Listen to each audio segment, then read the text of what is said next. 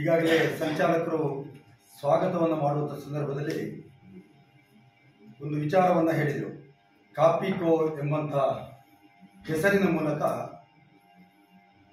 ನೊಂದಿರತಕ್ಕಂಥ ಅಡಿಕೆ ಬೆಳೆಗಾರರ ನೋವಿಗೆ ಸ್ಪಂದನವನ್ನು ಕೊಡುವಂಥ ನಿಟ್ಟಿನಲ್ಲಿ ಒಂದು ಮಹತ್ತರವಾಗಿರ್ತಕ್ಕಂಥ ಒಂದು ಹೆಜ್ಜೆಯನ್ನು ನಾವು ನಮ್ಮ ಸಂಸದರ ನೇತೃತ್ವದಲ್ಲಿ ಸುಳ್ಯ ವಿಧಾನಸಭಾ ಕ್ಷೇತ್ರದ ರೈತರ ಬೆನ್ನಿಗೆ ನಿಂತು ಈಗಾಗಲೇ ಚುನಾವಣೆ ಪೂರ್ವ ಬ್ರಿಜೇಶ್ ಚೌಟರು ಆಯ್ಕೆಯಾಗಿ ನಮ್ಮ ಸಂಸದರಾಗಿ 1 ವರ್ಷ ಕಳೆಯಿತಷ್ಟೇ.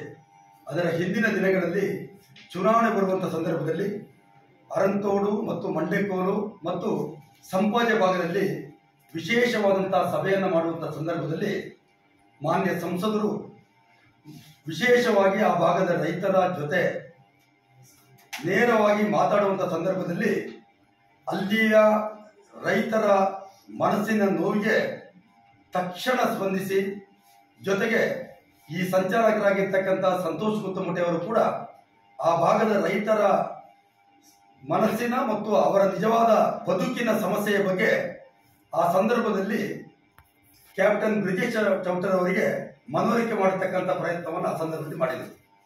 ಆಗ ಸ್ಪಷ್ಟವಾದಂಥ ಉತ್ತರವನ್ನು ಆ ಸಂದರ್ಭದಲ್ಲಿ ಚುನಾವಣೆ ಮುಂಚಿತವಾಗಿ ಕೊಟ್ಟಿದ್ದರು. ಸುಳ್ಯ ವಿಧಾನಸಭಾ ಕ್ಷೇತ್ರದ ರೈತರ ನೋವು ಮತ್ತು ಸಂಕಷ್ಟ ಸಂಪೂರ್ಣವಾದಂಥ ನೋವು ನನಗೆ ಅರಿವಾಗಿದೆ. ಮುಂದೆ ಚುನಾಯಿತ ಜನಪ್ರತಿನಿಧಿ ಆದ ನಂತರ ಮೊದಲ ಆದ್ಯತೆಯಲ್ಲಿ ಸುಳ್ಯ ವಿಧಾನಸಭಾ ಕ್ಷೇತ್ರ, ಪುತ್ತೂರು ಮತ್ತು ಬೆಳ್ತಂಗಡಿ ಭಾಗದ ಏನು ಅಡಿಕೆ ಬೆಳೆಗಾರರಿದ್ದಾರೆ ಅವರ ಸಂಪೂರ್ಣವಾದಂಥ ಬದುಕಿಗೋಸ್ಕರ ಮುಂದಿನ ದಿನಗಳಲ್ಲಿ ಏನೇನು ಕಾರ್ಯಯೋಜನೆಗಳನ್ನು ಮಾಡಬೇಕು ಅದನ್ನು ನಾನು ಮೊದಲ ಆದ್ಯತೆಯ ಮುಖಾಂತರ ಮಾಡ್ತಾನೆ ಇರುವಂಥ ಭರವಸೆಯನ್ನು ಕೊಟ್ಟು ಚುನಾಯಿತ ಜನಪ್ರತಿನಿಧಿ ಆದ ನಂತರ ನಿರಂತರವಾಗಿ ಕೇಂದ್ರದ ನಾಯಕರ ಜೊತೆ, ಕೇಂದ್ರದ ಕೃಷಿ ಇಲಾಖೆ ಜೊತೆಗೆ ಒಟ್ಟು ನಮಗೆ ಗೊತ್ತಿದ್ದ ಹಾಗೆ ಇವತ್ತು ಕೊಯನಾಡು, ಸಂಪಾಜೆ, ಕಲ್ಲುಗುಂಡಿ, ಅರಂತೋಡು, ಪೆರಾಜೆ, ತೊಡಿಕಾನ, ಮರ್ಕಂಜ, ದೇವಚಳ್ಳ, ಮಡಪಾಡಿ, ಹರಿಹರ ಮತ್ತು ಕೊಲ್ಲಮಗ್ರು ಭಾಗದ ಏನು ಹಳದಿ ಪೀಡಿತ ಕೃಷಿಕರ ಜಮೀನಿದೆ, ಏನು ಅಡಿಕೆ ಕೃಷಿಕರಿದ್ದಾರೆ, ಅವರು ಸಂಪೂರ್ಣವಾಗಿ ಸುಮಾರು 30 ವರ್ಷಗಳ ಕಾಲ ಇವತ್ತು ನೋವು ಮತ್ತು ಕಷ್ಟದ ಜೊತೆಯಲ್ಲಿ ಜೀವನವನ್ನು ಮಾಡ್ತಾ ಇದ್ದಾರೆ. ಅವರಿಗೆ ಸರ್ಕಾರದಿಂದ ಉತ್ತೇಜನ ಕೊಡಬೇಕು, ಜೊತೆಗೆ ಒಂದು ರೀತಿಯಲ್ಲಿ ವಿಶ್ವಾಸದಿಂದ ಅವರು ಕೆಲಸ ಮಾಡುವ ರೀತಿಯಲ್ಲಿ ಅವರ ಬದುಕಿನ ಜೊತೆಯಲ್ಲಿ ಅವರ ಮಕ್ಕಳ ವಿದ್ಯಾಭ್ಯಾಸ ಇವತ್ತು ಬಹಳ ದೊಡ್ಡ ರೀತಿಯ ಹೊಡೆತ ಆಗಿದೆ. ಜೊತೆಗೆ ದೈನಂದಿನ ಜೀವನದ ಬದುಕು ಕೂಡ ಇವತ್ತು ಬಹಳ ಕಷ್ಟದಲ್ಲಿದ್ದಾರೆ. ಅವರನ್ನು ನೋಡಿದಾಗ, ಸುಳ್ಯಕ್ಕೆ ಬಂದಾಗ ಅಥವಾ ನಮ್ಮ ವೈಯಕ್ತಿಕ ಕಾರ್ಯಕ್ರಮಗಳಿಗೆ ಬಂದಾಗ ಅವರು ನಗುಮುಖದಿಂದ ಮಾತಾಡ್ತಾರೆ. ಆದರೆ ಅವರ ಮನಸ್ಸಿನ ಒಳಗಿನ ನೋವು ಅದು ಯಾರಿಂದಲೂ ಕೂಡ ಅದು ತಡ್ಕೊಳ್ಳಿಕ್ಕೆ ಸಾಧ್ಯ ಇಲ್ಲ. ಯಾಕೆಂತ ಹೇಳಿದ್ರೆ ಇವತ್ತು ಧಾರಣೆ 490, 520 ಪೇಪರಲ್ಲಿ ನೋಡಿದಾಗ ಆ ಭಾಗದ ರೈತರ ಕಷ್ಟಗಳು ಯಾವ ರೀತಿ ಇರಬಹುದು ಅಂತ ಅರ್ಥೈಸಿಕೊಂಡು ಇವತ್ತು ವಿಶೇಷವಾಗಿ ಕ್ಯಾಪ್ಟನ್ ಬ್ರಿಜೇಶ್ ಚೌಟ ಇವರ ನೇತೃತ್ವದಲ್ಲಿ ಕಾಪಿಕೋ ಎಂಬಂತ ಒಂದು ಹೆಸರಿನ ಮೂಲಕ ಸುಳ್ಯ ವಿಧಾನಸಭಾ ಕ್ಷೇತ್ರದ ಎಲ್ಲ ರೈತರನ್ನ, ಫ್ಯಾಕ್ಸ್ನ ಅಧ್ಯಕ್ಷರು ಮತ್ತು ಉಪಾಧ್ಯಕ್ಷರು ಮತ್ತು ನಮ್ಮ ಪ್ರಗತಿಪರ ಕೃಷಿಕರನ್ನ ಒಟ್ಟಿಗೆ ಸೇರಿಸಿಕೊಂಡು ಒಂದು ಹಂತದ ಪ್ರಥಮ ಹಂತದ ಒಂದು ಕಾರ್ಯಾಗಾರವನ್ನು ಮಾಡಿ ಅಡಿಕೆಯನ್ನ ಬಿಡಬೇಕು ಅಂತಲ್ಲ, ಅಡಿಕೆ ಜೊತೆಯಲ್ಲಿ ಉಪ ಬೆಳೆಯನ್ನ ಮಾಡುವಂತ ಒಂದು ಅವಶ್ಯಕತೆ ಇದೆ. ಇಲ್ಲದಿದ್ರೆ ಮುಂದೊಂದು ದಿವಸ ನಮ್ಮ ಸುಳ್ಯ ವಿಧಾನಸಭಾ ಕ್ಷೇತ್ರದ ರೈತರು ಕಂಗಾಲಾಗುವಂತ ಸ್ಥಿತಿ ಆಗ್ತದೆ. ಅದಕ್ಕೋಸ್ಕರ ಪ್ರಾರಂಭಿಕವಾಗಿ ಕಾಪಿ ನಮ್ಮ ಇದಿದೆ, ಬೋರ್ಡ್ ಇದೆ, ಕಾಪಿ ಬೋರ್ಡ್ನ ಸಹಯೋಗದೊಂದಿಗೆ ಒಂದು CSR ಫಂಡ್ನ ಮೂಲಕ ಎಲ್ಲವನ್ನ ಕೂಡ ವ್ಯವಸ್ಥಿತವಾಗಿ ಮಾನ್ಯ ಸಂಸದರು ಯೋಜನೆ ಮಾಡಿ ಅದನ್ನ ಸುಳ್ಯ ವಿಧಾನಸಭಾ ಕ್ಷೇತ್ರದ ಒಂದು ಸಂಘಟನಾತ್ಮಕ ವ್ಯವಸ್ಥೆ ಒಳಗಡೆ ಒಟ್ಟು ಮಾಡುವಂತ ಕೆಲಸಗಳು ಕಾರ್ಯಾಗಾರ ಮಾಡುವಂಥದ್ದು ಮುಖ್ಯ ಅಲ್ಲ, ಜೊತೆಗೆ ಬಂದಿರತಕ್ಕಂಥ ರೈತರಿಗೆ ಆತ್ಮಸ್ಥೈರ್ಯವನ್ನು ತುಂಬುವಂಥದ್ದು, ಜೊತೆಗೆ ಸಂತೋಷ್ ಕುತ್ತಮುಟೆ ಆಗಿರ್ಬೋದು, ಆರ್.ಕೆ. ಭಟ್ರು ಶಾಸಕರಾಗಿರ್ಬೋದು, ಅದೇ ರೀತಿ ವೇದಿಕೆಯಲ್ಲಿರ್ತಕ್ಕಂಥ ಬೇರೆ ಬೇರೆ ಭಾಗದ ಫ್ಯಾಕ್ಸಿನ ಅಧ್ಯಕ್ಷರುಗಳಿದ್ದಾರೆ.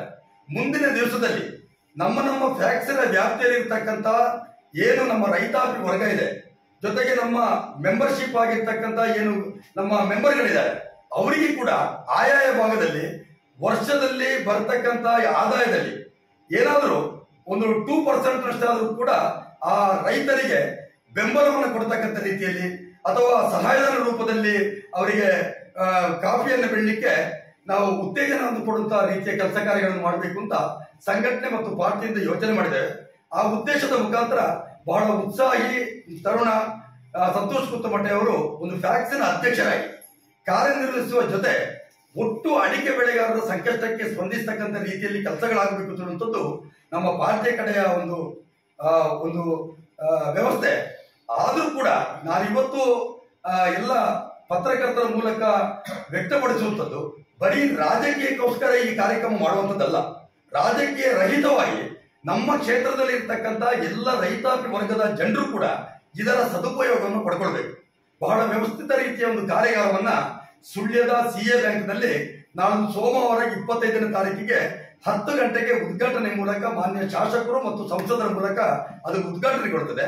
ಉದ್ಘಾಟನೆ ಆದ ನಂತರ ಸುಳ್ಯ ಬಹಳ ಮಡಿಕೇರಿಗೆ ಪಕ್ಕದ ಭಾಗ ಆದ ಕಾರಣ ಇಲ್ಲಿ ಏನು ನಮ್ಮ ಕಾಫಿ ಬೆಳೆಗೆ ಯೋಗ್ಯವಾಗಿರ್ತಕ್ಕಂಥ ಪ್ರದೇಶ, ಅದನ್ನು ಜಾಸ್ತಿ ಬೆಳೀಲಿಕ್ಕೆ ಯೋಗ್ಯವಾದಂತಹ ಒಂದು ವಾತಾವರಣ ಕೂಡ ಇರುವುದರಿಂದ ಹವಾಮಾನ ಕೂಡ ಅದಕ್ಕೆ ಸೆಟ್ ಆಗ್ತದೆ.